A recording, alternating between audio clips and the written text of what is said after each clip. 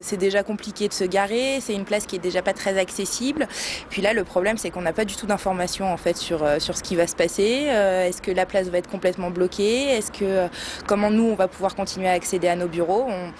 On ne sait pas. Tous ceux qui travaillent place Chazette devront se faire une raison, les automobilistes aussi. Dès le 8 mars prochain, l'entrée du tunnel de la Croix-Rousse par le cours d'Herbouville sera définitivement impossible, tout comme l'accès au centre-ville par le pont de l'Âtre de Tassigny. Le fameux escargot et une grande partie de la place accueilleront en effet les équipements nécessaires au chantier de rénovation du tunnel, des travaux titanesques avec la naissance d'un second tube sous la colline. Dans un premier temps, donc, le bâtiment qui est derrière moi va être démoli. Et donc le nouveau tube va être creusé à peu près dans l'axe de la direction que je monte, c'est-à-dire à peu près dans l'axe du bâtiment qui va être démoli. Une opération de longue haleine. Il va y avoir la démolition du bâtiment qui va intervenir au mois d'avril.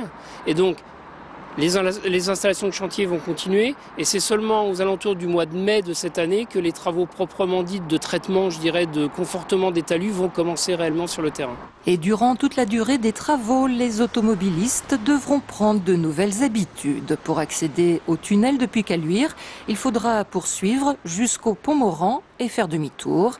Et pour se rendre en centre-ville depuis le pont de l'Âtre de Tassigny, il faudra remonter le cours d'Herbouville quelques mètres et repartir dans l'autre sens. Des déviations qui resteront en place durant 4 ans.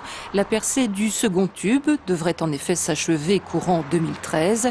Ensuite, c'est le tube principal qui fermera ses portes 6 mois, le temps d'une rénovation complète.